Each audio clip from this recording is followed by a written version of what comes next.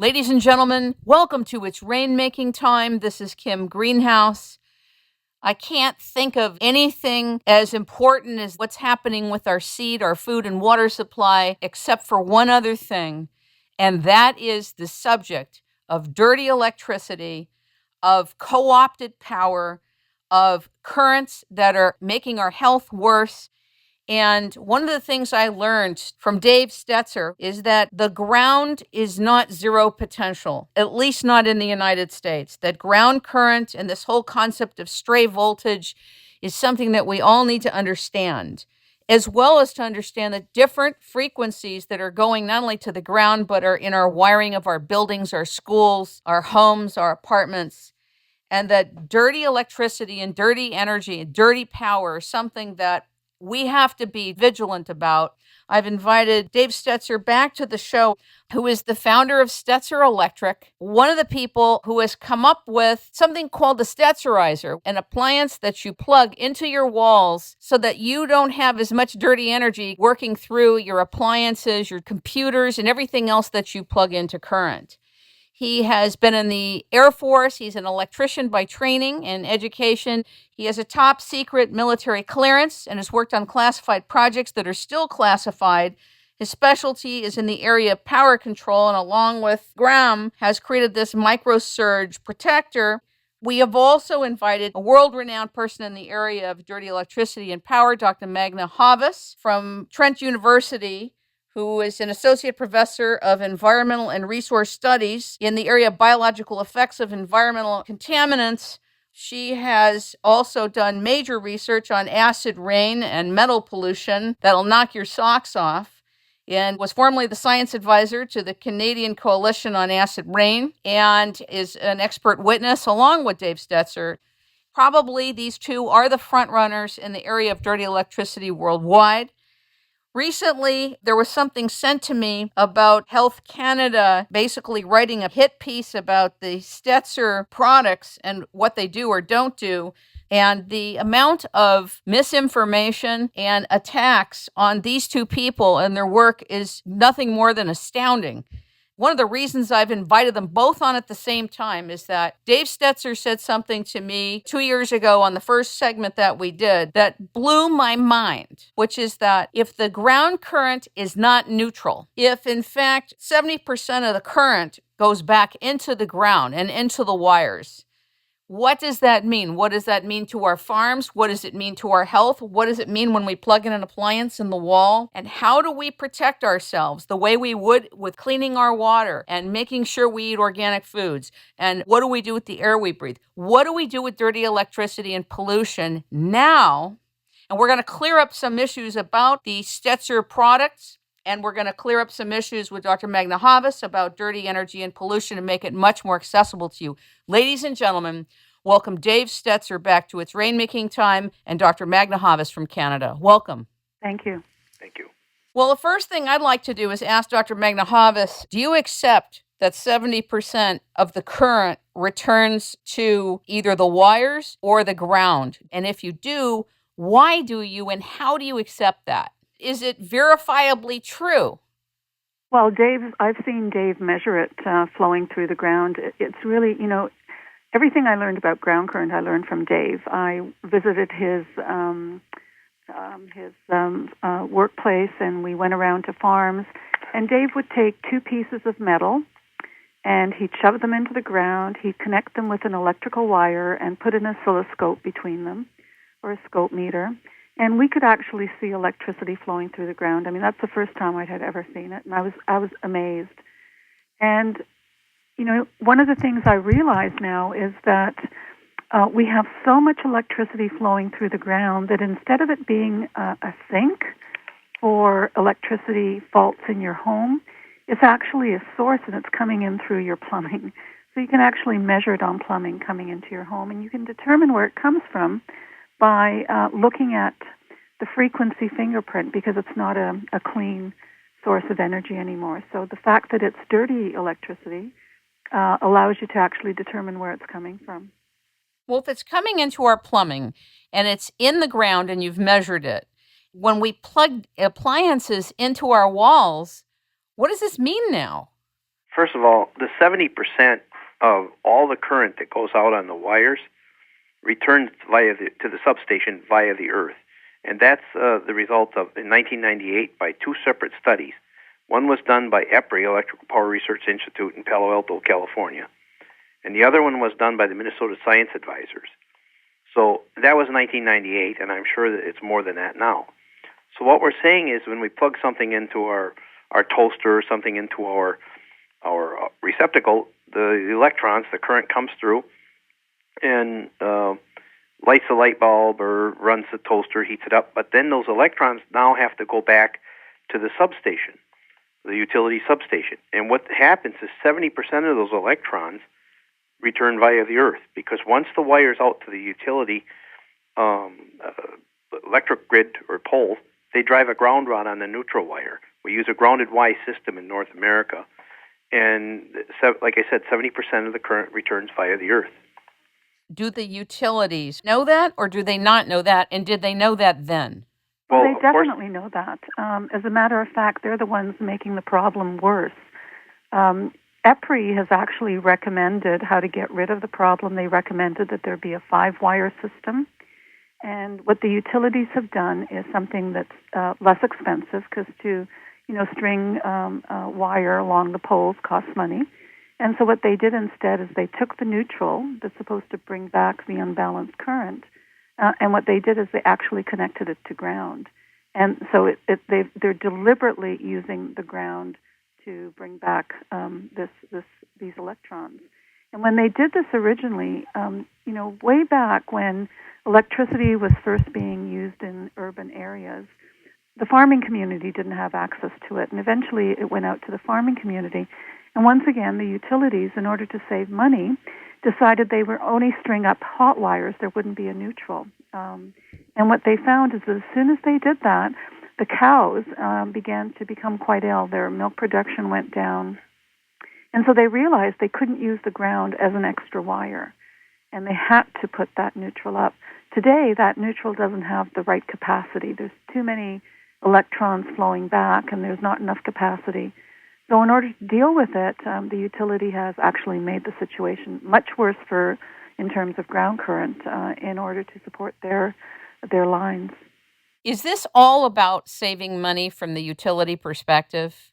Well, I can't see any other explanation. It's saving them money, but it's costing everyone else a huge amount of money in terms of ill health and sick animals and reduced milk productivity and deaths on the farm, miscarriages. So it's costing everyone a lot of money, but the utility is the one who's actually saving a little bit by not putting in the appropriate wires.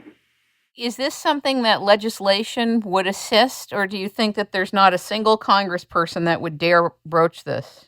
I was in Washington, D.C. a few years ago, and I was told by Senator Russell Feingold from Wisconsin that the number one contributor to soft money in the country is the drug companies, and number two is the electric utilities. So I really don't see legislation being passed that would clean this up.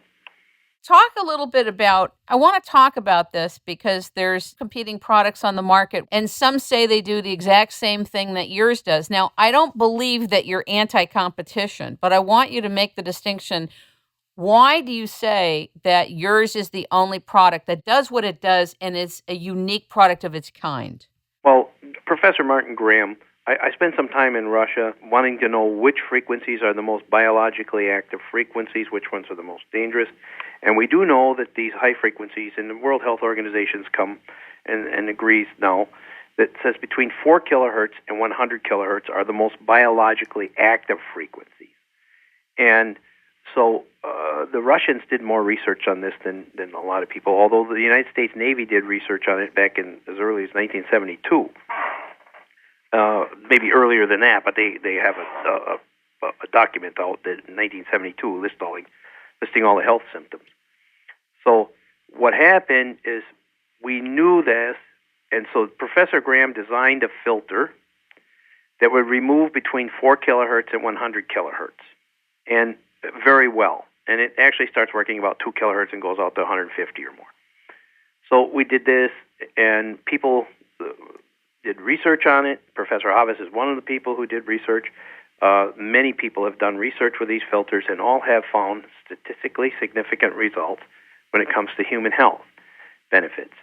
Diabetes changes, the blood sugar levels change in people's blood. These are things that are a number that can be plotted against a number. And we also developed a meter that we can measure the dirty electricity or how much energy is on the building's wires. And of course, people think that you're going to become a multimillionaire or something, so we have people trying to make knockoffs of these filters now. They make statements like ours is better than the Stetzer filter because it can take out up to, from 2 kilohertz or something way out to in the megahertz, which is impossible. It's not electrically possible to do that. But they make these statements. They have no electrical background. And there's been no research done on their filters. All the research, to my knowledge, has been done on our filters because we've supplied the filters for people when they did the research. So people can say anything they want, I guess, and put it on the internet nowadays. But we paid our dues. We got them UL approved. We got them all over the world, and of course, people are just greedy, I guess. Well, let me ask you this. Aren't there other measuring devices, though? When you said you also created a measuring device to measure what's going on in the plugs, right? We've actually seen people buy our meter, and because we have a U.S. patent on the meter, they buy our meter, and they put a different case over it, and they say it's their meter. Mm-hmm. And it's really ours. And, this is the kind of, dishonest business people that are out there now. But for skeptical people out there, just skeptical consumers, okay? The bottom line is there a way to measure what's going on in the plugs? Yes. Without your meter? There is. Okay. You can buy an oscilloscope, okay? Yeah. And you can use an oscilloscope and you actually see the waveform. And that's what I was doing, and that's what Professor Graham we were doing that originally. But the problem with an oscilloscope, to get one that you can really see and use, you're looking at about $5,000. And the average person or homeowner can't afford $5,000 just for a simple measuring tool that they're going to use once or twice. So what happened is we said, we were in the Republic of Kazakhstan, and they said, can you build us a meter, because we can't afford to give our Department of Health departments, $5,000 oscilloscopes and train them how to use it and things like that. Could you make us a meter that will measure the amount of energy that's on that building's wires? And I said, well, I can't, but I know a guy who can, and which is Professor Martin Graham, and he did. He built the meter, and now it's like $100 or something like that for this meter versus $5,000. Some people may say, well, if you use the meter's obviously going to tell you that you have dirty energy or dirty electricity almost all the time, and particularly with the 2 studies that you mentioned, that 70% of the current out there is coming either to the wire or returning to Earth. So isn't it then always going to read that there's a problem? I haven't seen any place where there isn't a problem, really, because there's no place now. Electronic equipment is really what is a culprit here. In 1972, there was an oil embargo. We had to get more energy efficient, so we started using current in a different manner. So compact fluorescent lights, which just came out, but we had energy-efficient lighting, TVs, anything electronic, stereos, computers, things like that. They all chop up the sine wave, and they create high frequencies, and it goes back on the building's wires. And that's really the main problem. So you can see it with an oscilloscope. You can see like what a Dell tower would put on, or you can see what a Mac laptop would put on, something like that. You can actually see it and calculate the frequencies. So what do we do? Because let's say I have Stetzer filters all over my home, and people have it all over their homes and apartments and their places of work. Now what? What does it do? Basically, it's a capacitor that's designed with the right frequency response. It shorts these frequencies out. A capacitor is short to high frequency, and it just shorts it. And they're gone. They're not there anymore. Now, when you say they're gone, meaning they're not emanating from the wall? Yeah, they're not on the wires. They're shorted out. Okay. Somebody sent me an email and said, what about ferrite beads? How do they work? Can't they also cancel out frequency? And would extra ones help, like if one already exists on a cord, like on laptops? And they asked if you would sell a whole line of them. What do you think? You and Dr. Magda Havas answer this, please. Ferrite cores work fine for certain frequencies and a frequency response. But if you take like a Dell laptop computer, for example, depending on the brand, okay, they'll put between 25 kilohertz or 50 kilohertz back on the line. That's a laptop, okay? And I'm not picking on Dell because they all put it on. 12.5 kilohertz will go back on the line with a Mac. But the bead doesn't do anything for that. It would do something for the higher frequencies, but not those frequencies. And what happens is there's a switch mode power supply. All our computers or electronic equipment runs on DC current. And you say, well, okay, but I plug it into an AC outlet. That's true. So we have to change that AC current to DC. And when we do so, we use diodes and we use what we call switch mode power supplies. And that switching creates arcing. And that arcing is a high-frequency event. So the ferrite beads, I'm not saying not to use them. You can, but it doesn't take care of the total problem. You need to go ahead and still use a filter to short that out. Now, ideally, okay, you shouldn't have to buy our product. Ideally, when, Apple makes that computer, they know it's putting 12.5 kilohertz back on the line. They should make a tune filter and put in that computer. That would be fantastic. But it costs money, Dave, doesn't it? And so you've actually contacted the Dell computer company to find out whether they would do that or not. Yeah, we've actually went to the manufacturers of these things, and they've said, this is before, because we didn't want to have a product to sell because we thought it took away from our credibility as experts. But they said, no, it'll add $5 to the cost of the computer, so they didn't want anything to do with us. Wow. Does filtering work per circuit or on the whole system? Like, for example, if few electrical devices are on one current, would that necessarily require less filters on that circuit? Not necessarily. When you make a filter, you need inductance and you need capacitance. The filter that we have supplies the capacitance. The inductance is determined by the length of the wire inside the building. But if you have, and there's two sources. One is from the equipment that you have in your house, and the other is what's coming in off the grid. But as you plug these filters in, if you plugged it in into your TV set, for example, and you had your meter over at the kitchen cupboard, total different circuit, you would see the numbers decrease there. Every time you plug one in, it affects the whole house. Wow, okay. I don't think I ever knew that. That's interesting. You previously said that if testing with a GS meter, if it doesn't drop to 30, then move on. And my question is, why? Isn't the goal to go to 30 or below? Well, I think what Dave said was, or I might have said, is that it should drop a certain percentage. And so the way that you install these filters is that you have a meter on the same circuit, you plug in the filter, you see the change instantly. If there's only a slight change, you might want to put it somewhere else, not bother to put it there. You really want a substantial drop. When I was using these filters, a lot of the dirty electricity in my home was coming from outside, and so I installed them right at the electrical panel. And then I went around the house and measured it and saw how much it dropped.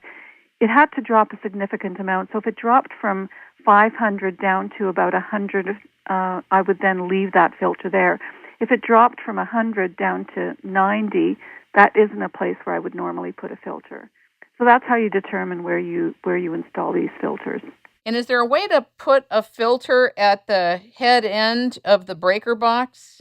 Yes, and Dave, you should probably answer that. Well, yes, but when we did this, we wanted to make it so that anybody could put it in, and you didn't have to require an electrician or something. So we made them so you can plug them into your receptacles.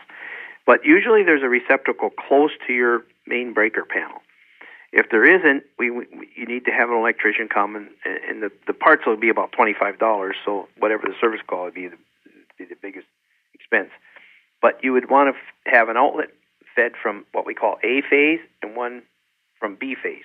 There's two hot wires coming into your house, one we call A, one we call B, and you want to have an outlet on each one. Now that'll take care of what's coming in off the grid very well. Okay. And then you go around and clean up what you're producing in the home as well. So that's the best way to get rid of all the dirty power in your home. Now, I know that you can have, let's say, one outlet, but it has two plugs in it. But when you put the Stetzer filters in, it actually takes up one plug, but it takes up the space of the two plugs. Why is that? Originally, when we wanted to have one that would have a plug-through, in other words, you plug it in, you can plug something in behind it. Yes. Underwriters' laboratories would not allow that. They wouldn't allow a plug-through on a filter. I know there's one of the knockoff companies are out there, and they have a plug-through, but they're not UL approved either. So, but where ours is, we have to follow the rules, and we want safety above anything else. But what's the basis for Underwriters Laboratory requiring you to do it and it to be done a particular way? They'll have a fire or what? Well, I think the reason behind it is because somebody can plug anything they want into, a wall receptacle, and they're usually 20 amps, and you're on a 20 amp breaker, or if it's 15 amp receptacle, it's on a 15 amp breaker. So there's the safety's there. But if somebody plugs a filter in and it's only rated, the wire's only good for 15 amps or something, and you plug a 20 amp something into it that draws 20 amps, or two toasters or a power plug with you're plugging things into, it's a potential place for heat and a possible fire. Yes. If one or two outlets, let's say, won't go below 30, which I know you've both addressed, will the electricity accumulate and pour out of those due to concentration, like EMF and pinhole breaches? No. Okay. So my next... The reason we say 30, Kim, is research has been done, and if you made the human body into an electrical model, it would look like 3 resistors and 2 capacitors. And if you did the calculations, anything above 1.7 kilohertz would dissipate internal to the human body. So we want to get the levels below that.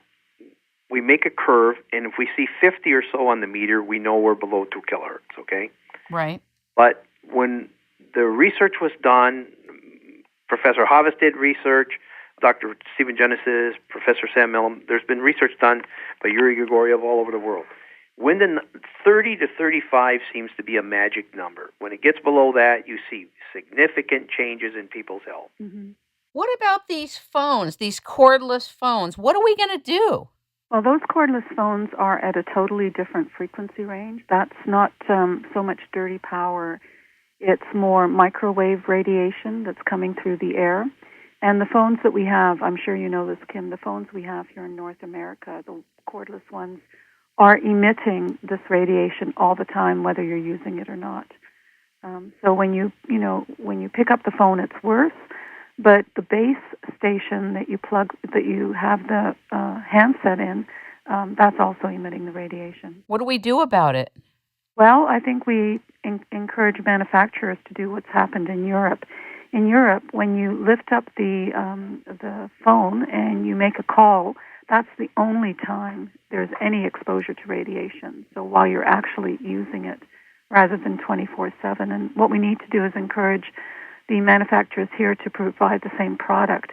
Now, a few years ago, they did that. They brought in a phone that they called an EcoDect phone, EcoDect Plus phone, that only emitted, that only emitted when a person was using it. And the Federal Communication Commission banned that phone in North America. So they actually said we couldn't use those phones. They now have one called the EcoDect phone, and this phone has reduced levels of radiation, and they call it Eco because it actually uses less power, and that's the reason they call it that, but it's still constantly emitting. So we really have to go to the European model. And why the FCC would prevent this product coming in is totally beyond me, unless they want to irradiate the entire population. Let's talk a little bit about the radiation and microwave. It's a very disturbing subject. I have a colleague that's been on the smart meter activism mode in full gear, just doing everything humanly possible to educate the public about how they really work. And it's really scary, and I was wondering if you could speak to that, Dr. Havas. Well, these smart meters emit basically two different types of electromagnetic energy. The one that most people know about is the radio frequency, and that's how they communicate with the utility. The other one is the dirty power that we've been talking about, so they actually generate both. And I certainly know from a lot of the emails that I've been getting from people who are electrically sensitive that once those meters go into homes, and by the way, not all of these smart meters are the same. They vary enormously between states and also within states. Right. And if you happen to be part of a node and everything's being generated through your smart meter, then your exposure is going to be higher than someone who, lives a few houses away. How do you find out if you're a node or not? Well, you can measure it. Nodes have more constant emissions. Some of them are on all the time, whereas the utility will tell us that, if you added up the total amount of transmission time, we'd be talking about a few minutes a day. Well, that's simply not true, especially if you're at a node. So there's that issue, and to some degree you can shield your home against that radiation coming from your smart meter by, placing some metal behind it, and it doesn't have to be outside. It could be inside your building. Just put it on the other side of the wall and, measure it, make sure you're shielding yourself. When you say put metal behind it, what do you mean? Well, if your smart meter is outside, and this is what happens on some farms, if your smart meter is outside, you can take some mesh and put the wire mesh between your smart meter and your house. So it still radiates. The utility still gets the information, but it's not radiating towards your home. If it's right on the side of your home, what you can do is put either a film or, once again, a mesh behind it. The metal will re-radiate these high frequencies, so they won't penetrate metal. And so you can actually take a picture frame, for example, put metal mesh behind it, place it right where the smart meter is, and that will deflect a lot of the radiation from coming into your home.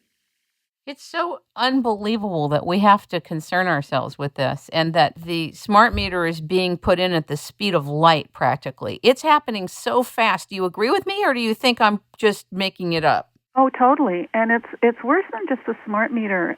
Some people don't realize, but there are smart appliances coming out now, which means they're going to talk to your smart meter. And eventually the utility will have control over whether or not your air conditioner is on or off. That's one of the reasons they wanted to bring in the smart meter, so they can control things to prevent brownouts, according to them, but I'm not certain that's the real reason behind it. I know that Dave recently purchased a freezer. Dave, do you want to share that story? Well, actually, yeah. What happened, we had a real hot summer, and our freezer went on the blitz. So I was busy working, and my wife said we need a new freezer, so we went to Sears. She got a new freezer, put it on a charge card, comes home. They deliver the freezer. And we plugged it in, and I didn't feel good when I came home at night. And she wasn't feeling good. We weren't sleeping very good, and it's like, gee, this is, almost a week goes by, and it's getting worse. So I got a meter, and we went around the house. And it's the freezer. It's transmitting all the time. And it transmits to to a smart meter that we don't have on our house yet. We don't have one, thank God, on our house, but it's still transmitting. And so I called Sears, and I said, look, this freezer transmits. So finally I got far enough up the food chain where they said, yeah. So I said, well, I don't want it. So we took it back. And we had a real hard time finding a freezer that doesn't transmit. And didn't you ask if you could disconnect the transmitter, and they said no because it would void the warranty? Voids the warranty, yes. Unbelievable. So your range, your kitchen range, your refrigerator, your stove, everything, you're going to be bombarded. It's bad enough now, but it's just going to get worse unless the government really wises up and does something about this. I was told that within 3 years that landlines would be removed. Now, if landlines become obsolete on purpose and they're removed and ripped out of existence, we're in deep trouble, even worse, aren't we? Well, there are ways, I would agree with you, but there are ways that people can protect themselves. There's a lot you can do to clean up your own environment. I don't want this to sound like this is all doom and gloom. No, I know that. I just want to know. I always tell people, always try to speak on landlines if you can, rather than cell phones. That's right. Because so many people have cell phones, they have them directly in their ear. Even the cell companies are making it so that you have to get a smartphone, and the only one phone that's left that's not a smartphone is so ugly and so hideous and just as expensive. It's kind of like you're being moved to move with the crowd, Until we go over the cliff, yeah. Yeah, so no, it's not a doom and gloom thing, but talk about what you suggest for the cell phones.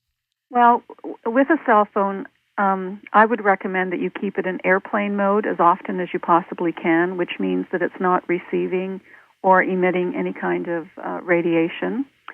If you need to, and I know some people can't do this, but, collect your messages and then return them on a landline. and that's one way of dealing with these smartphones. The other thing you can do is when you are using it, use it in speaker mode. Put it down on a table and speak into it. Don't even hold it in your hand. And if you can't do that because you want privacy, then you can get certain types of earpieces that have a hollow tube near the end, because the wire acts like an antenna from these earpieces and basically irradiates your entire body if it's next to your body. So are you talking about like one of those products that Mercola made? I think he made some type of a tube. Yeah, it's called a blue tube. Yeah. Because the last few inches are blue. It's a blue clear tube. The problem is they break very easily, so the quality is really quite questionable. But that's about the best thing that you can do if you're going to be using your phone. You certainly don't want to keep it in your pocket, not a hip pocket, not a chest pocket. Women are keeping them these phones in their bras. That's a real no-no. There are examples of breast cancer that the shape of the cancer, the location of the cancer, is right where the phones were held. So you really don't want to expose your body to microwave radiation. It's like putting your head next to the microwave when you turn it on. You wouldn't do that. So why hold a microwave emitting device next to your brain and next to your reproductive organs and your heart? There was a guy I just heard over the weekend that said, take aluminum foil and put your cell phone in it and package it with this aluminum foil and you won't get the emissions. What do you think of that? Well, you can just turn it onto airplane mode to get the same thing. The problem is, like if you put it in aluminum foil, you're not going to get a phone call. And if there's any leak in it, then you will still be radiated. So if there's a little hole, that's where the radiation is going to come through. So that would not be my recommendation. There is material you can buy to shield your body that has silver fiber in it. So you can actually buy silver fiber underwear or T-shirts or other types of clothing and protect your body against that radiation. And so if you have something like that, then putting your cell phone in your pocket is less of a concern. But people have hip problems, where they keep their cell phone. Some of them feel this phantom vibration. If they keep their phone on vibration mode, they reach for it thinking because they felt a vibration, but their phone isn't actually there. And that's a sign of becoming sensitized to those frequencies. What do you think about the laptops, people putting them on their laps? Oh, it's the worst thing you could possibly do. And my real concern is for young kids. We have evidence now that the radiation from cell phones and from laptop computers on Wi-Fi actually interfere with sperm viability, their survival rate, their ability to do the job. They're much less motile. And so there's all sorts of potential reproductive problems that can, happen down the road. They're not good enough as a condom to prevent pregnancy, but they're certainly going to interfere with the ability for couples to get pregnant. And one of the real concerns here is that with young women, we are born with all the egg cells that we will ever have.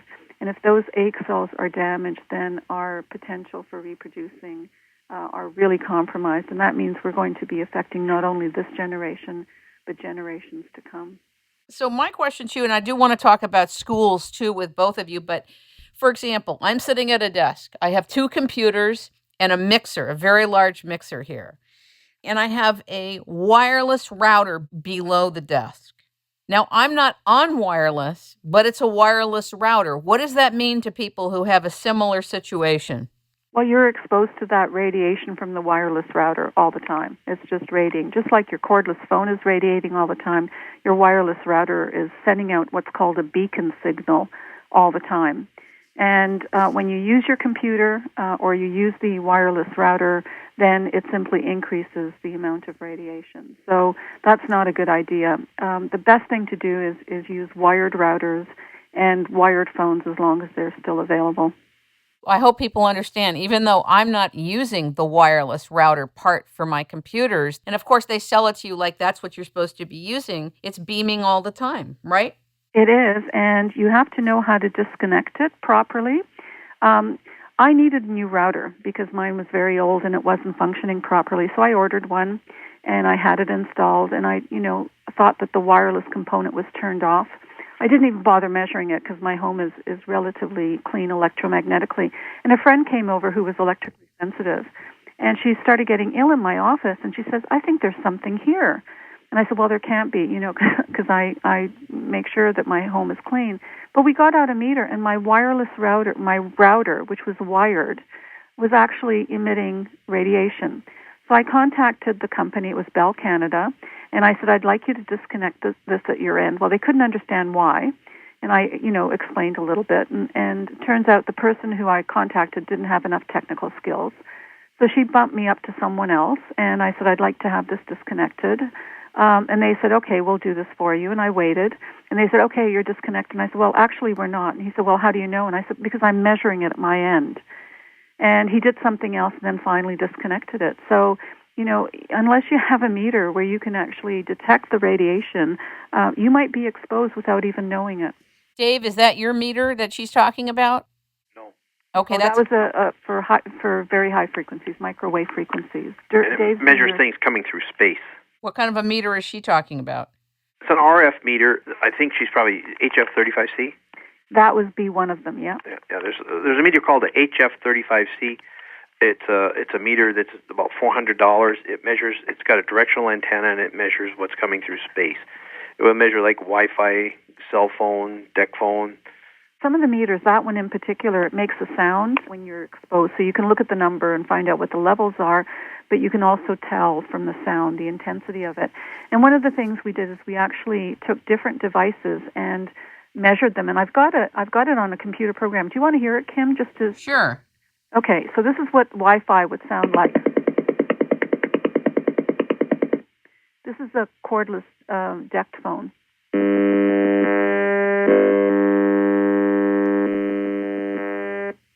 This is a cell phone.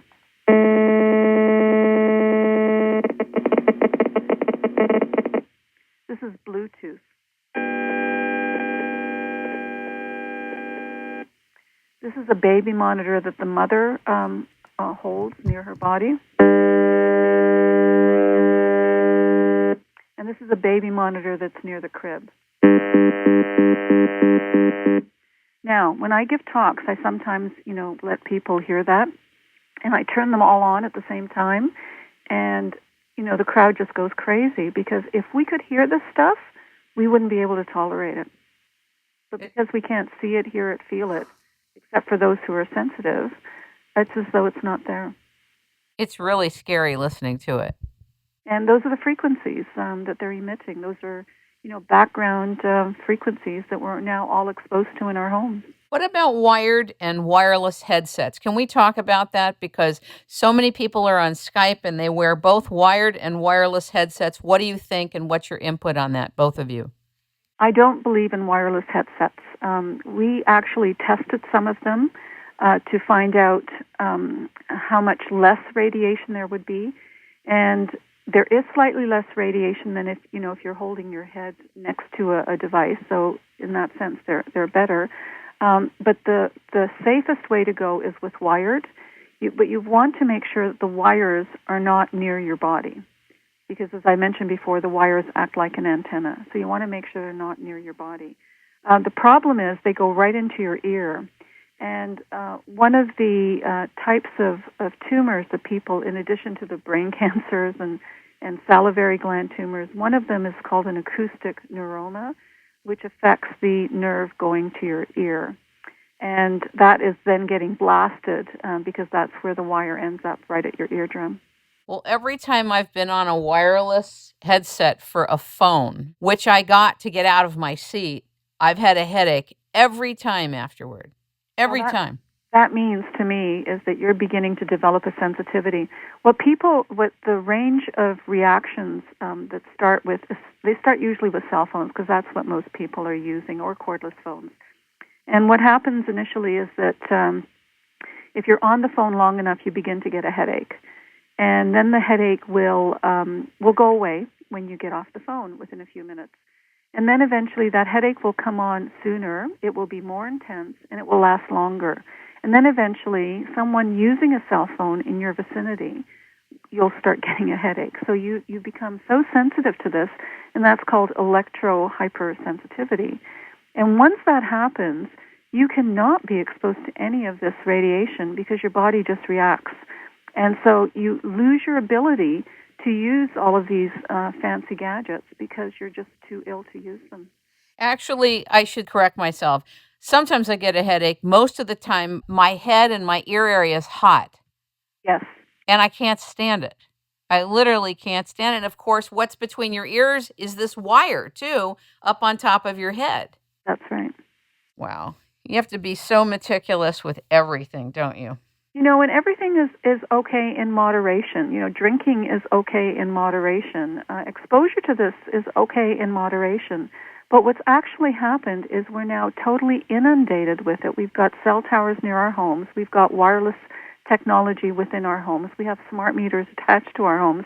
We just can't get away from it anymore. And that's what's causing the problem, this long-term, constant exposure.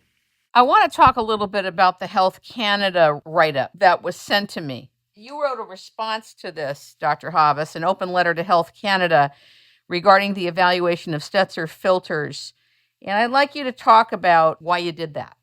Well, Health Canada did a report called Evaluation of Stetzer Filters back in 2006. And I was sent a copy of it. And I was really pleased that Health Canada was testing this filter. And I think they should be testing all of the products that people are producing that make claims about, protecting your health. They're not. They're not testing anything, to my knowledge. But they did test these filters. And so when I started reading the report, I was astounded that they didn't use the appropriate technology. I would have thought Health Canada could afford the right equipment to do the testing. When you test a product, you find out what the claims are, and that's what you end up testing, those claims. Now, Dave's already mentioned that these filters work between about 4 to 100 kilohertz. And so Health Canada, in the equipment they used, it only was able to pick up 50 hertz, which is way below the level that these filters work at, up to 5 kilohertz. So there was a 1 kilohertz overlap. They couldn't measure anything else. I mean, I was in a state of shock that they would do something that inappropriate. And their equipment wasn't sensitive enough to pick up changes. So they made all sorts of assumptions and made false claims based on using the wrong equipment to test this particular product. The interesting thing is they also used the Stetzerizer, the meter that Dr. Martin Graham had developed, and they could see changes in that, but they couldn't see changes in their more expensive equipment, which should have rung some bells for them, but obviously they weren't enough. What's also fascinating is this document was never, to my knowledge, ever on a Health Canada site. It was distributed, I think, quite maliciously through the electric utilities, and so it was really an attempt to try to steer people away from this particular product. And what stuns me is that the research that we've done shows that if you reduce this electrical pollution in your home, your health improves.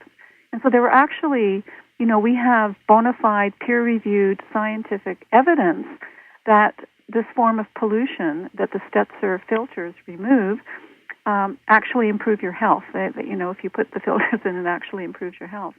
So of any of the products, this is one that Health Canada should be promoting rather than criticizing by using the wrong technology to measure things.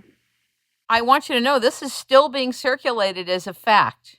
It's actually mind-boggling. I mean, if you could sue a government agency, that is what should happen, but that's not possible here in Canada. So, unfortunately. And then the question is, why did they pick this filter? Why haven't they tested any other product that's available from, necklaces that you wear and things that you stick on your phone that I've tried to measure, and I haven't been able to. I haven't been able to find a change in any form of radiation, from these other products. Why is it that those aren't being tested, and why is there an attempt to really try to discredit, the Stetzer filters? It really makes no sense to me.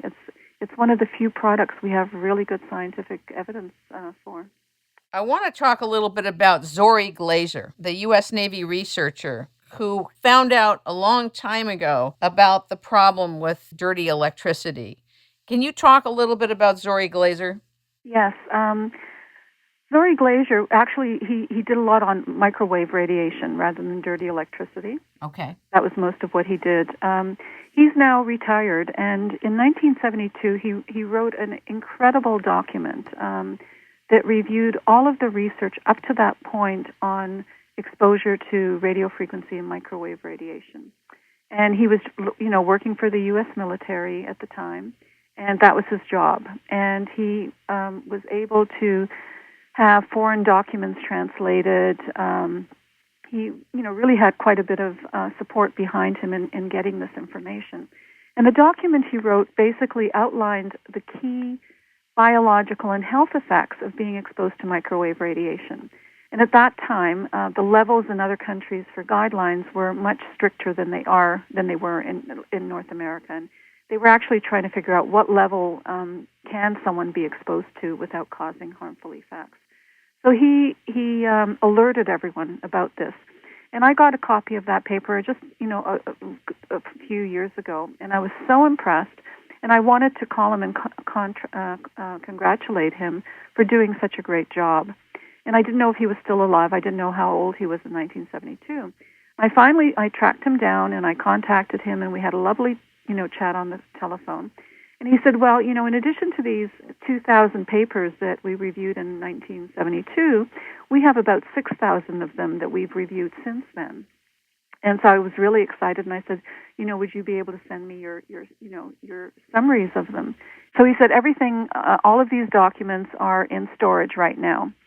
And I said, do you mean you've kept everything? And he said, yes. And I said, that's amazing. And he said, well, it's funny you should call me now, because he said, I've been trying to give them away to libraries and universities, and no one wants them. And he said, so I'm just going to have to dump them. And I thought, well, that's terrible. And I said, would you be willing to give them to me? And he said, yes. So we actually hired a truck, went down, we flew down to Maryland, hired a truck, and loaded all of his references there and brought them to Canada. Oh, my God. And I've been, sorting through them, picking out the ones that are still relevant from a scientific perspective, and scanning them and making PDF documents that are now available on my website that anyone can download for free. So we've put, quite a bit of effort into doing this to save these documents and make them available to society at large. And there's some real gems in there. What they knew back in the 60s and 70s is absolutely amazing. And had that information been declassified earlier, we would have saved us a heck of a lot of heartaches, and people would be a lot healthier now than they are because of the levels of exposure. And we have documents that had really minimal circulation, where only 7 were printed, with recommendations from medical doctors that the U.S. should reduce their guidelines to be more in line with the ones in the former Soviet Union. And those simply, weren't accepted, and that's why we've got the problem that we're having now. Wow. What countries are the most responsible in this area that you've seen, if any? Well, I know that Sweden is very responsible. They were among the first to recognize electro-hypersensitivity. In Switzerland, the government has recognized this, and they have some amazing information on their website. But I've spoken to people in Switzerland, and what's on the website and what's actually practiced are not the same. So in practice, they're not nearly as effective as they could be. Certainly, Russia, Kazakhstan, the Eastern European countries have been doing research on the health effects of this for a very long time. Indeed, they used it as a form of a weapon in their military, so they knew what the harmful effects were. But they've also used it for healing, and they know what the beneficial effects of different frequencies are. So I would say that those are the countries that I know of that are probably the most advanced in the world. What do you think, Dave? Well, I think Russia, I agree with you about Sweden, but I think sometimes in Russia, too, now that with the new Russia, I think a lot of these standards and things like that are being set aside. Motorola's there big time, and, companies like that now. Yes. I never did hear where you found your freezer, Dave. Oh, actually, my nephew got a freezer, and I gave him a meter to check it, and the freezer, it didn't transmit at all. And so we put this new freezer in, and I was very happy with it, and we put all the meat, transferred it over, and all of a sudden I get my meter to double check it, and it was transmitting. When the door opens, it transmits. It's frightening, isn't it? So I'm going to void the warranty, and I'm going to go in there, and it's a fairly simple thing, no digital, displays or anything like that. And I'll void the warranty. I'm going to take the side off, and I'm going to cut the wires for the transmitting. You're lucky you can do that. You know how to do that. But I can't take a brand new refrigerator and take it all apart, and because now the DC power supply or something is going to be the same for some of the other functions, and it voids the warranty. But this freezer is a fairly simple thing. I wonder if there's some people that can write how to do that for people that are getting new equipment. It would be useful. We should have a choice. Right. The smart meter, I got a letter from they want to put a smart meter on my house, and I have a padlock on it, so they can't get it. So the utility writes me a letter saying, hey, and I'm saying it's unsafe. So then they send me a letter back saying, well, yes, but, some California, and I don't remember what it was, said that it wasn't a health department or anything like that. It just said some agency in California said that we're being exposed to these high frequencies from cell phones and deck phones and all these things anyway, so therefore we should be allowed to put this meter on your house. It's not going to be any worse. But so I wrote back and I said, okay, well, wait a minute now. First of all, it doesn't say that it's safe. It just says that we're exposed from other places. My cell phone, I don't even know where it is, probably out in my truck somewhere right now, because I don't have it on and I don't use it that often. I have a choice with my cell phone. I don't want to use it. I don't use it. I have it off most of the time, and I'll answer my messages or something like that. I choose not to use deck phones. I choose to use landlines. I choose not to use wireless internet. I choose to use the Ethernet cables. So you see, I have a choice there. So I therefore should have a choice with my electric meter also. And of course, it doesn't say it's safe. The safe level of exposure to RF is 0, according to Dr. Neil Cherry, who did a review of the literature back in 1998. So what if the utility says, we're going to turn your power off, Dave, if you don't accept it? A lot of people are faced with this. I don't live in a very big city, and I live in a smaller town where I can go to the city council, and I will take a truckload of information that says that this is not safe, and we will have some sort of public health officer there, and I'm going to present the facts to them. And I would think the utility should be equally diligent and bring all the information that says it's safe. And I don't think they can find any place that it says it's safe. Well, I'll tell you, they do this in every city, and it's a very big lobby. I think maybe you have many people that go forward could present things at this level, but most of the public who has to go to these public commissions to stand up. We have a public service commission, but in most states, the public service commissioners are appointed by the governor. And usually the big contributor to these war chests or the campaign funds of the governors is the electric utilities. Right. We're back to the same stuff. Yeah, you need electoral reform. I wonder if there's a way to sell the utilities on why this should be done and how it can be done and why it's smart to get it done. I think the thing is, how do you sell it? Because obviously it's going to take that. The humanitarian side of this is of no interest there.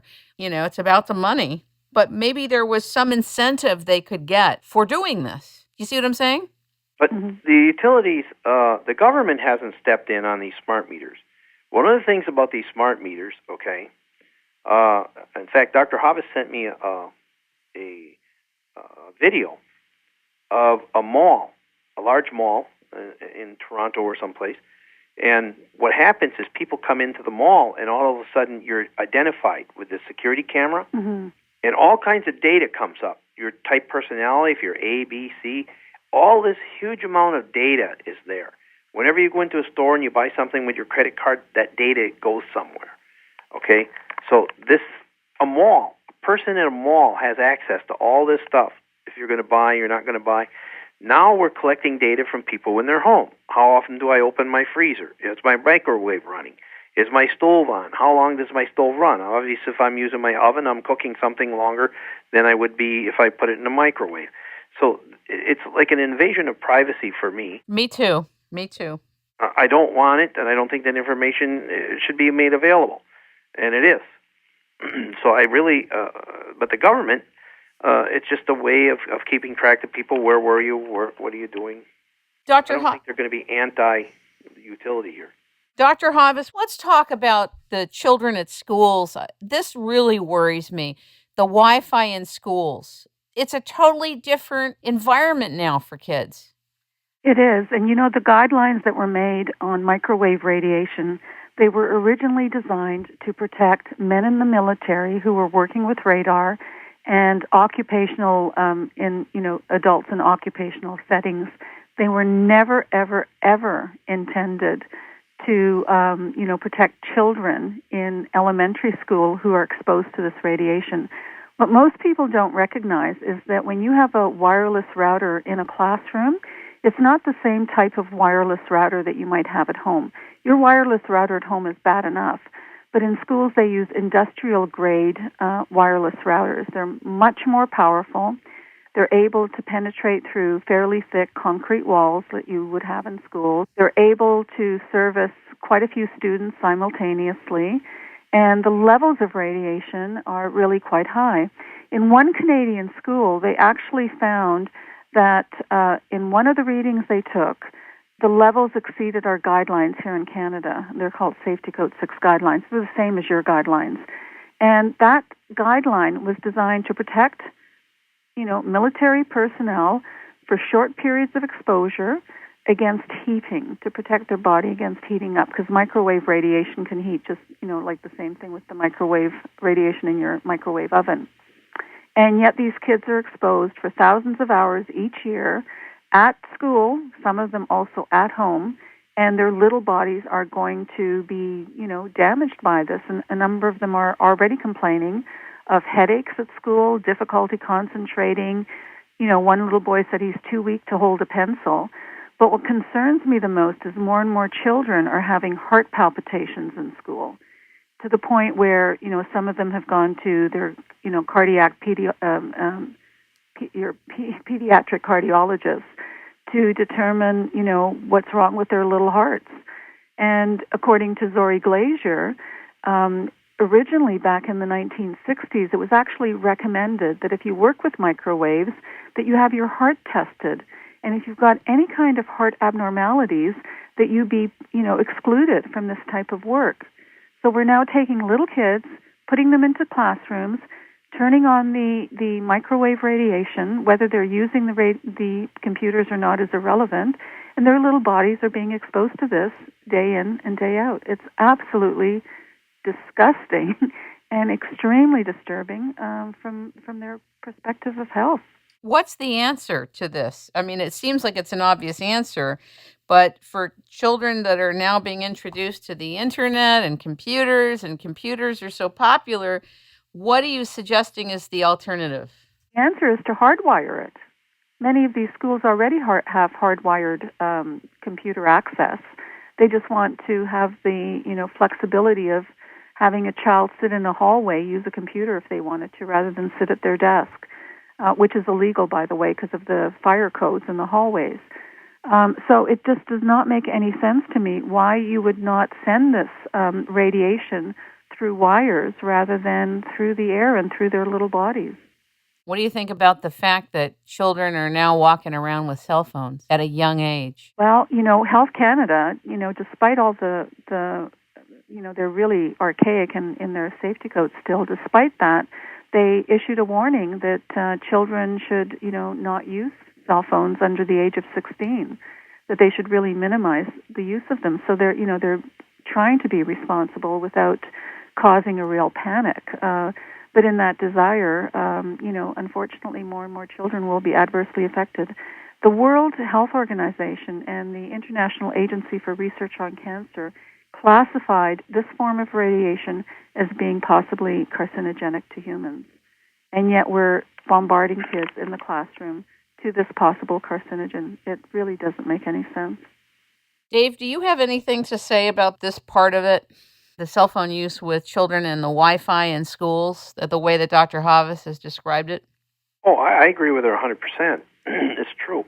But again, when we started this with the filters, it was back in 1998. Everybody didn't have a cell phone, next to them, and people were ill. And like I said, when we went to Russia, we wanted to know which was the most biologically active frequencies.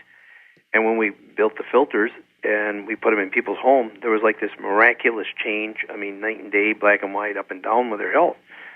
But what happened, of course, now is people have Wi-Fi, they're exposed to other sources. The only thing is, I think that it takes like 10 years or something like that to get cancer from the use of a cell phone. I imagine you're going to get it. It's just going to take you a little longer. Where the dirty electricity part, those results are pretty much immediate. The Russians gave our American ambassador leukemia within 6 months. Wow.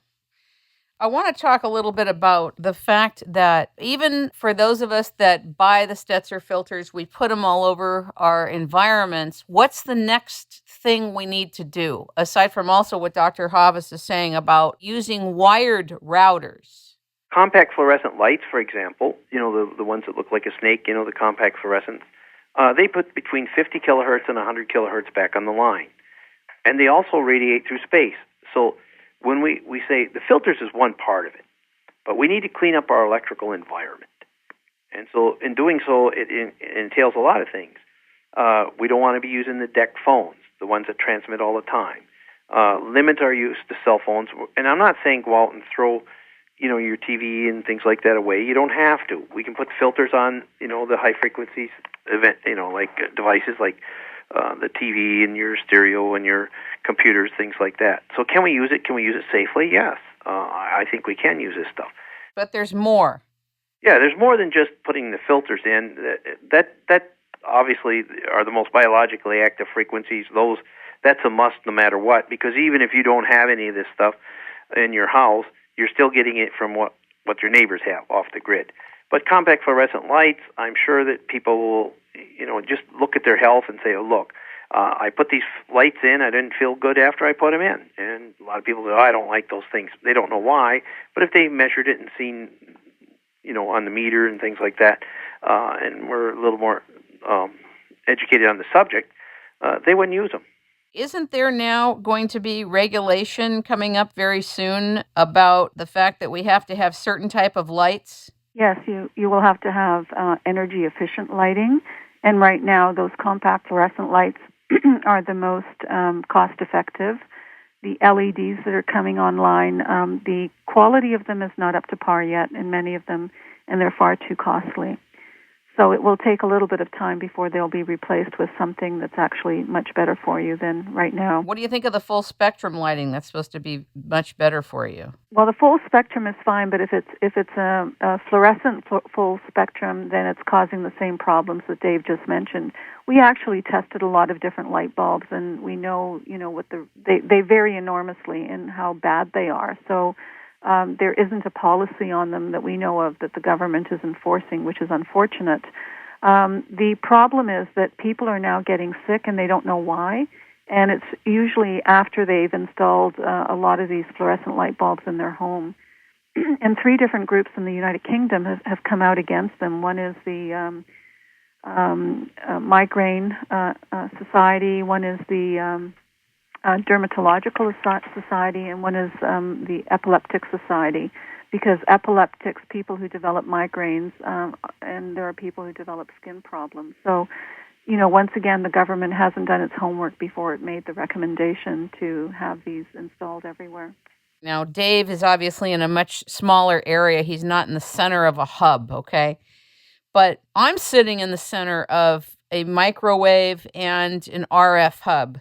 So after the Stetzer filters are put on, we find the kind of lighting that's more effective.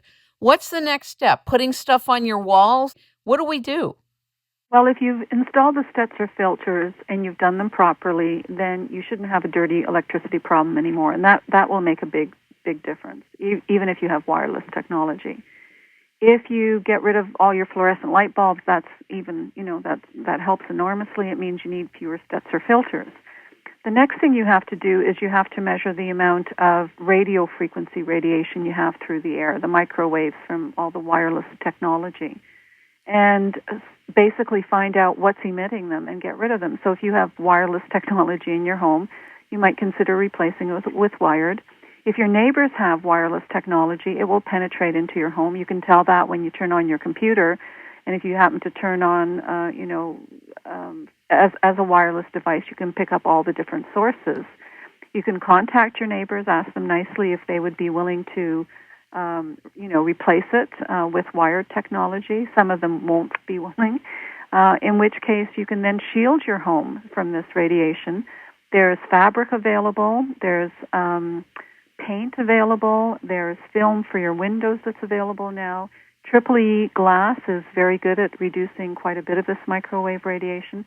So there are companies who recognize this is a problem, and they're providing solutions for people. If the people know about it, they can actually benefit by installing these things. But once again, they have to be done properly with, proper monitoring. So it's not that you can just go away, buy some paint, special paint, put it on your wall, and know you're safe. You actually have to measure it to make sure that you've eliminated all the key sources of radiation. I think there's a website that can tell you how many and how close the cell towers are to your location. That's right. That's called antennasearch.com, and you can just put your address in it, and it will tell you where the cell towers are. That's moderately good. It's not as up to date as some people would like, but it will give you a sense of how much exposed you are. Once again, if you've got cell towers near your home, you can filter or you can screen that radiation from the side of, if it's in front of your home, you can do something at the front of the house. If it's at the back of your home, you can do something at the back of the house to minimize your exposure. So there are things you can do to do that, but you really need to have someone who's qualified and has a lot of experience to do it properly and not make the problem worse. There's actually two parts to a cell tower. Yes. One is what's coming through air, through space, what the radiated signal, and the other one is when a cell tower goes up in a neighborhood. This equipment runs on DC current, so they have this big battery bank. You'll see this little building down at the bottom, and it's chock full of all kinds of electronic equipment, and it chops up the sine wave really bad, and it creates a tremendous amount of high-frequency transients that on the line or dirty electricity. And it'll propagate over long distances. So if you have a cell tower in the neighborhood, chances are the dirty electricity in your home the levels are just amplified big time because of that cell tower. Of course, the filters will take care of that part. That's right. We actually, something interesting happened. We were in Bermuda. Yes. And this is Dave and I, and we were giving a training course to some of the people there because they wanted to measure radiation coming from cell towers. And we were sitting in our hotel room, and Dave started feeling unwell. And he thought it was electrical. And so we started getting our meters out, and, we found that there was some antenna kitty corner to the room where he was sitting. And he said, no, I don't think that's it. He said, it gets worse when I'm near this lamp. And so we measured the lamp, and there was, these high frequencies coming off the lamp. And when we unplugged the lamp from the wall socket, they went away. And it turns out that there was a radio station that we were picking up on the wire. It hadn't been properly filtered, and so those high radio frequencies were actually coming in to the building, flowing along the wires that were acting like an antenna. They were going into the lamp. They went onto my bed, the coil springs in my mattress, and they were just irradiating all of us. And putting in filters that could, get rid of some of that would be really helpful for people who live near such antennas. And you were measuring this with which device now? We had various devices. We had a scope meter, we had radio frequency meter, we had everything. So that's how we tracked it down. Very interesting. It's complex, but there are solutions for this. That's the exciting part. That's right.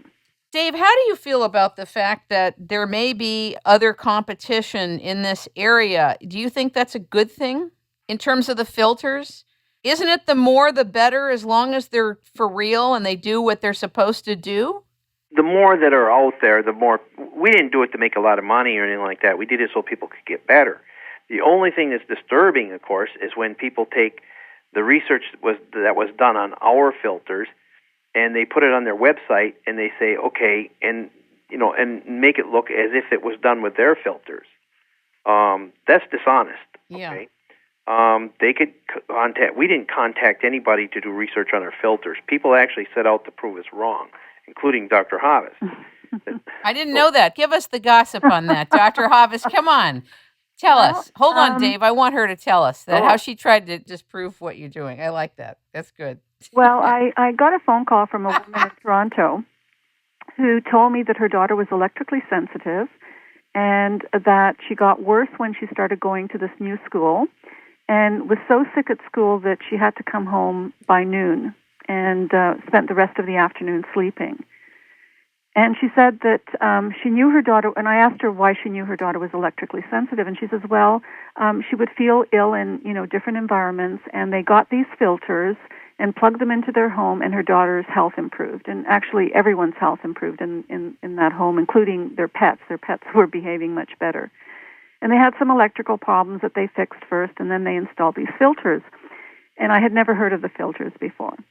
And she said, and she got permission from the principal of the school to install filters in her daughter's school so that her daughter could attend. And, this was at a considerable cost to the mother because the school's large. It needs a lot of filters. And so she said, the reason I'm calling you is I'd like to invite you to do a study at the school so we can find out how many other people might benefit from these filters, because she was convinced her daughter would.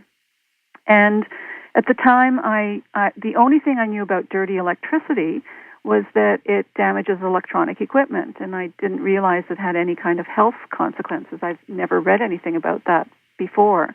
It was lower frequencies or higher frequencies that the research was done on, not these, what I call intermediate frequencies. And so, she was a very passionate woman, and I really admire parents who, go out of their way to help their kids. And I thought, why not? We could do the study, and when the filters don't work, which is what I was anticipating, then we've got scientific evidence to support that. So we designed a study that was blinded, which means there was no, placebo effect. The teachers didn't know what we were doing. They agreed to answer some questionnaires for us about their own health and the behavior of their students. And so we did the study, lasted for quite a long time because we did pre- and post-filter analysis as well.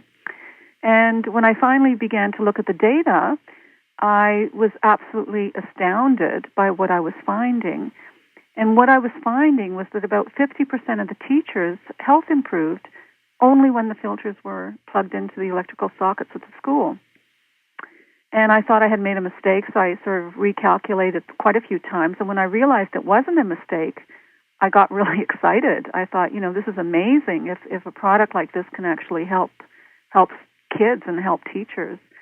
And I met Dave, and he then told me about diabetics, that it actually helps diabetics. And I got even more excited because, with diabetics, you can measure the blood sugar. You get a number. It's not something they can mentally control. It's not subjective. They don't say, my headache is on a scale of 1 to 10. It's a 7 right now. There's no way of testing that.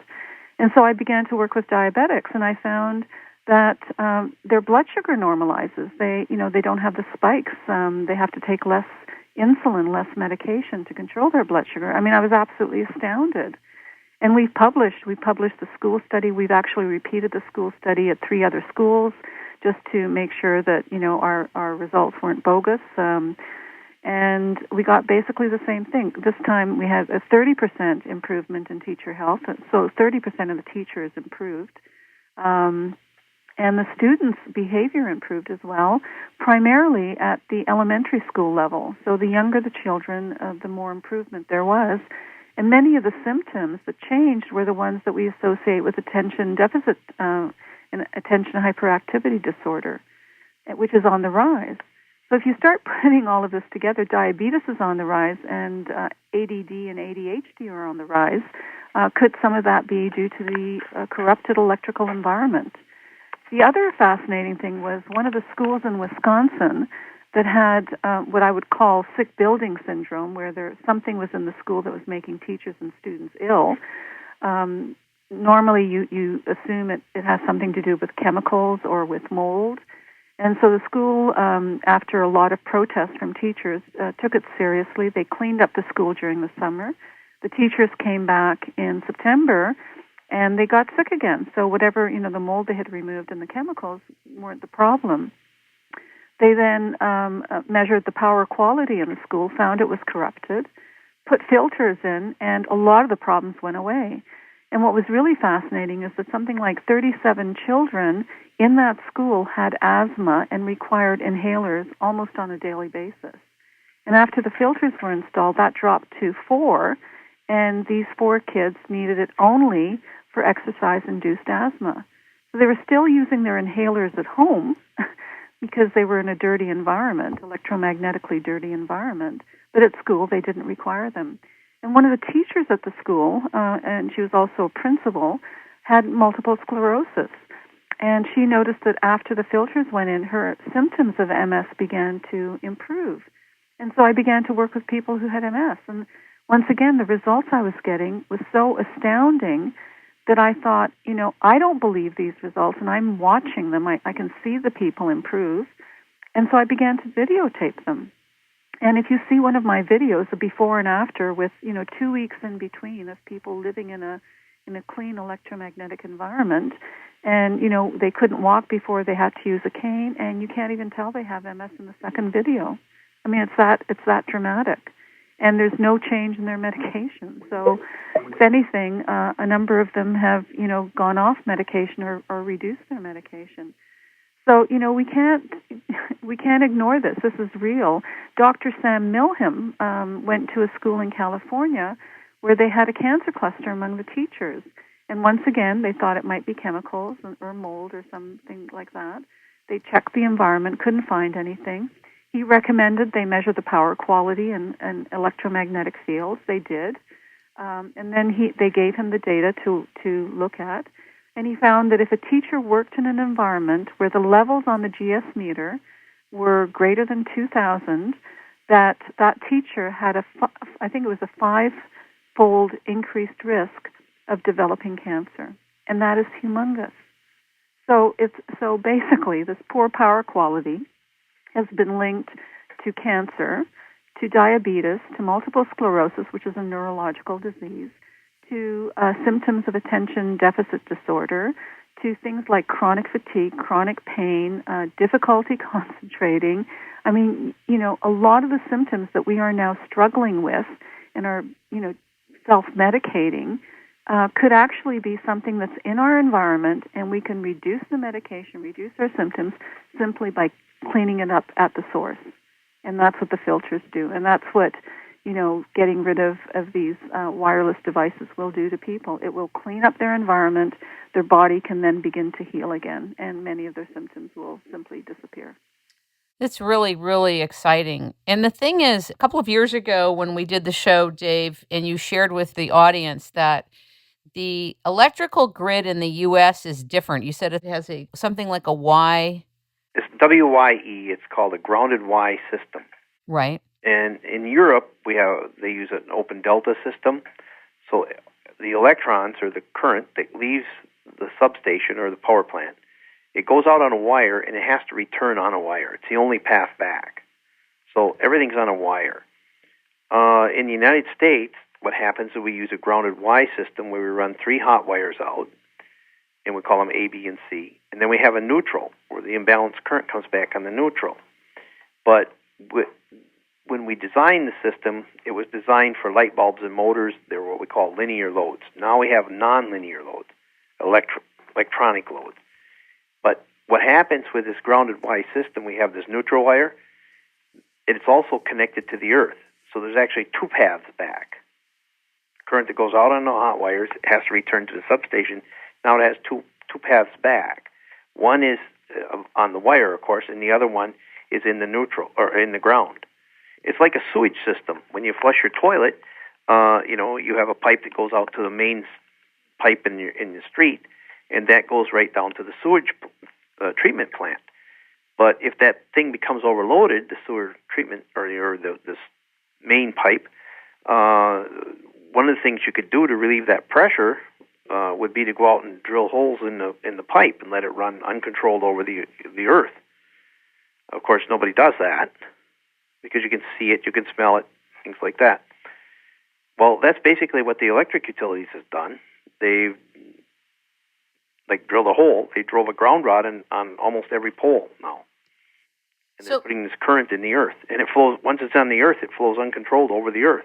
And, of course, our water pipes are in the earth, natural gas pipelines are in the earth, things like that. So it comes into our home, on our pipes and things like that, too. So the original motivation for interviewing you, Dave, a few years ago, and Dr. Havas, I do want you to comment on this after I lay it out, but what motivated my invitation to you, Dave, was that I had heard this conversation on earthing, this product where people put their feet on this mat and they plug it into the wall. And I was going to do an interview with the founder of this product, and I wired myself up. I did it, and I could not sleep for practically 3 days, like as if I was on cocaine or something. And in my attempt to give the feedback to the CEO, I didn't necessarily get the response. I didn't get it. Like, why did this happen to me? I thought this is supposed to take care of inflammation. I didn't get it because everybody was so excited about earthing and grounding yourself and touching the earth. And I mean, it really is kind of a sexy thing, getting back to basics and all that. I mean, it sounds great.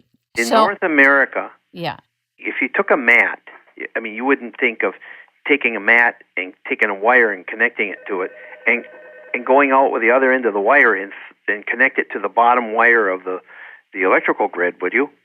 No. And then sleep on that mat? Well, that's basically exactly what you do when you plug into that ground plug on your wall outlet. That wire that goes to that, the third prong on your receptacle, goes to your electrical panel, which is then connected to your transformer, which is then connected directly to the bottom wire of the electrical grid.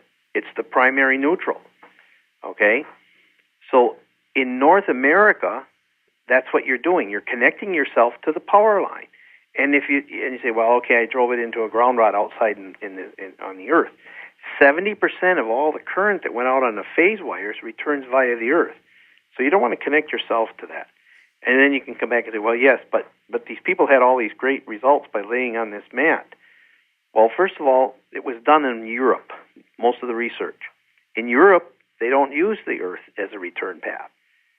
And if you take the human body, and remember earlier I said it looks like 2 capacitors and 3 resistors? Yes. The human body, if you're sitting in front of a computer and like that, and we have instruments that we can measure this, the body will charge up, and it'll hold the charge. But you can discharge by standing on a piece of aluminum foil. Just simple kitchen aluminum foil. Throw it on the floor, stand on your stocking feet. And it only takes about a minute, and you're totally discharged. And we have instruments, and we can measure this. You don't need a $200 or a $50 or a $150 mat to do this on. You can just stand on aluminum foil. But I want you to know, when we did that show, I got a lot of flack for it. Well, meters don't lie. Facts are facts, and the theory's there. And you also, remember, you said you got sick. I get 1 email a day telling me that. I also think people can be hypnotized to experience things, People selling these mats have no electrical training, no formal electrical training. They are businessmen, the same as the people who are selling these knockoff filters. They have no electrical training. They have no one on their staff who's an engineer or any training whatsoever or formal training. They're just businessmen, and they want to make a dollar. I get what you're saying. In my experience with this particular product, I thought not only they wanted to make a dollar, I thought they wanted to make a difference. So I was really enamored with what getting grounded could do. And it wasn't until I had a terrible experience and then heard Dr. Gonzalez interviewed on Dr. Mercola where I even found out about you when he was asked about it. But the revelation of interviewing you a few years ago is that the revelation is bigger than about those mats. It's about the grid. It's about the ground. It's about the fact that the U.S. is totally different than Europe and other locations. And that means something totally different, doesn't it? That's why our cows, originally I got into this because people were complaining about their cows. And their cows were ill, and their cows didn't produce the milk they should, and the milk that was being produced was full of bacteria, things like that. So we started looking at this, and when we change it, cows, the psychosomatic part for cows shouldn't exist. I mean, so what happens is when we make a change in their electrical environment, their milk production changed, the somatic cell goes down, everything. And what we noticed, it wasn't very much voltage. Very low level but high frequency stuff or energy is what's causing this problem. Dr. Havas, what about the heart? What have you found out about the effects of dirty electricity and microwave energy on the heart? Well, we've done a study with microwave energy, and it was called a proof of concept study. A lot of the people who become electrically sensitive complain of heart palpitations, and some of them think they're having a heart attack, and it's really quite frightening for many of them. And it comes on suddenly, and it might disappear suddenly as well, so they just can't understand it. And once again, the heart is something that's fairly easy to measure, so I'm looking for things that we can document objectively. And so we did a study. We started in Colorado with 25 volunteers, and we hooked them up to something called a heart rate variability monitor that gives us a lot of information on their physical fitness and the health of their heart. And we exposed them blindly, which meant that they didn't know when they were exposed, to the radiation from a cordless phone. And so they weren't talking on the phone at all. We simply plugged the base station into a live electrical outlet, or we plugged it into a dead electrical outlet, which was our sham exposure, or our placebo exposure. And out of those 25 people, a number of them developed an arrhythmia, so an irregular heart rate. A few of them developed tachycardia, which is a very rapid heart rate. And just to give you an example of what I'm talking about, one person had a heart rate of 65. They were lying down, relaxing, and that was their resting heart rate. We then exposed them to the radiation, and their heart rate instantly jumped to about 120 beats per minute. Wow. That's a doubling. Most of us have to exercise quite a bit to get it up to that level, and they were lying down on their back. So this was an electrical interference with their heart, basically. And so we published that. Once again, it's a peer-reviewed publication. And we've since repeated it for another 75 people in different states and in Canada as well. And we're finding virtually the same thing. This is something that people have to know about. And if you now look at what's happening with kids in schools, the fact that they're having these heart palpitations, certainly our research suggests that that's totally plausible based on their microwave exposure, because in both cases we were using the same frequency, 2.4 gigahertz, both for the cordless phone and for the Wi-Fi in the classroom. Now, what's even more disturbing is that there's an increase in out-of-hospital sudden cardiac arrest among young people. And the cardiologists don't know what's causing it, but it's a consistent increase. And usually this happens, it's related to exercise. So you have a young child who's, in school, in their physical education class, or they're doing some athletics after school, and suddenly their heart stops, like instantly. And, sometimes they're revived, and unfortunately sometimes they're not. This could be due to the fact that they've been exercising, so they're really stressing the heart muscle.